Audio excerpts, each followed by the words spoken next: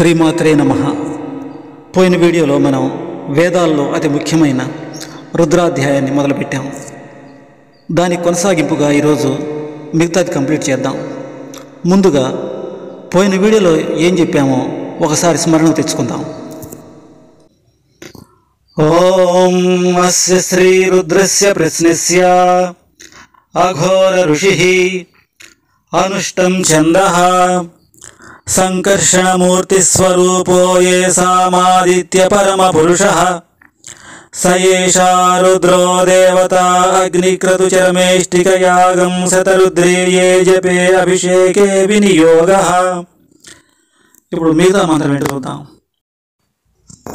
ఓం అగ్నిహోత్రాత్మనే అంగుష్టాభ్యాం నమః దర్శనపూర్ణమాస్యాత్మనే తర్జనేభ్యాం నమః చాతుర్మాస్యాత్మనే మధ్యమాభ్యాం నమః నిరూఢపశుబంధాత్మనే అనామికాభ్యాం నమః జ్యోతిష్టోమాత్మనే కనిష్ఠికాభ్యాం నమః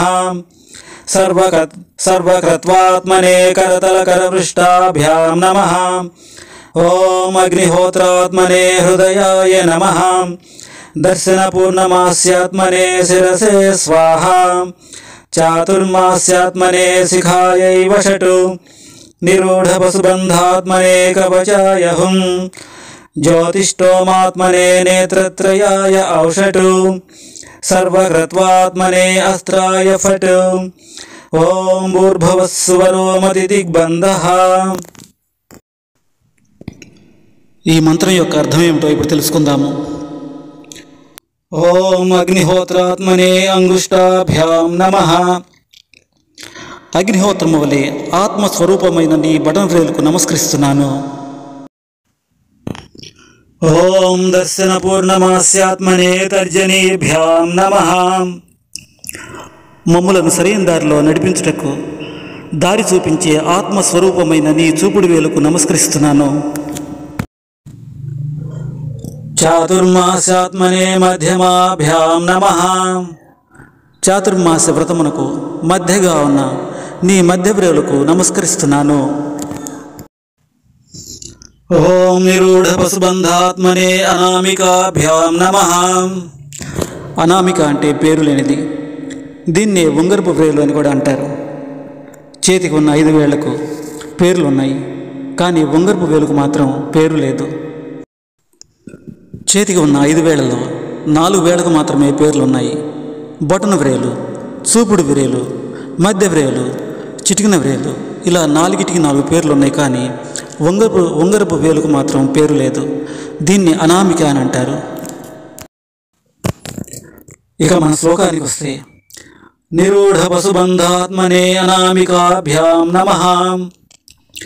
ఉంగరపు వేలును ఎప్పుడు మనం బంగారు తాడుతో లేదా ఉంగరంతో బంధించి ఉంచుతాము. ఆ వ్రేలును ఎప్పుడు పశువును బంధించినట్టుగా బంగారపు తాడుతో లేదా ఉంగరంతో బంధించి ఉంచుతాము.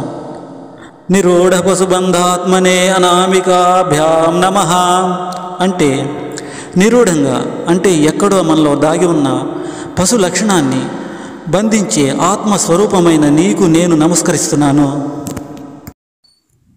ఓం జ్యోతిష్టోమాత్మనే కనిష్ఠికాభ్యాం నమః.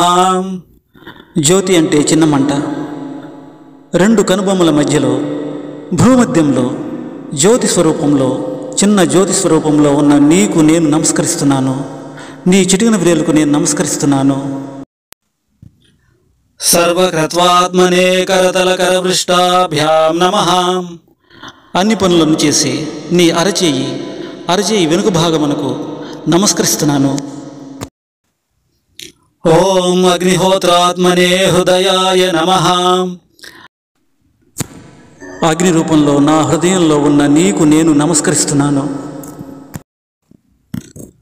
దర్శనపూర్ణమాస్యాత్మనే శిరసే స్వాహా. నాకు దారి చూపించే నా శిరస్సును నీకు అర్పిస్తున్నాను. చాతుర్మాస్యాత్మనే శిఖాయై వషటు. చాతుర్మాస వ్రతం ద్వారా వచ్చిన ఆధ్యాత్మిక జ్ఞానానికి మూలమైన నీకు నా శిరస్సును అర్పిస్తున్నాను.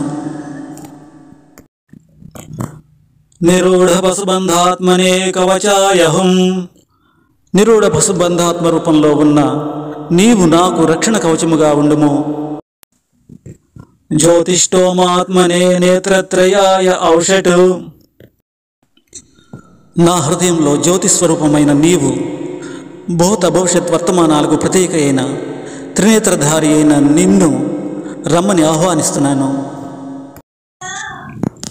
సర్వకృత్వాత్మనే అస్త్రాయ ఫట్. అస్త్రాయ అంటే పవర్ఫుల్ వెపన్స్, ఫట్ అంటే ఎక్స్ప్లోజన్. నా సర్వకర్మలను నీవు విచ్ఛిన్నము చేయుము. ఓం భూర్భువస్వరో మతి దిగ్బంధః. భూర్భువస్వరో మతి దిగ్బంధః. భూర్ అంటే భూమి, భువః అంటే అంతరిక్షం, స్వర్ అంటే స్వర్గం, ఓం అంటే ఓంకారం, ఇతి అంటే ఈ విధముగా. దిగ్బంధః అష్టదిక్కులను బంధించుము. ఈ విధంగా భూమిని, అంతరిక్షాన్ని, స్వర్గాన్ని, అష్టదిక్కులను బంధించడం ద్వారా కాపాడము. ఈ భూమిపైన, స్వర్గములో, ఆకాశములో ఉన్న సమస్త జ్ఞానమును నాకు దయచేయము.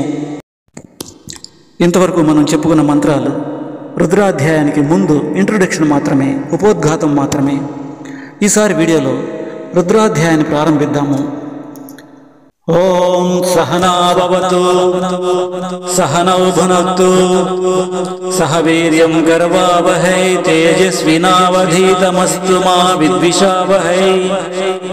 ఓం శాంతిః శాంతిః శాంతిః. స్వస్తి.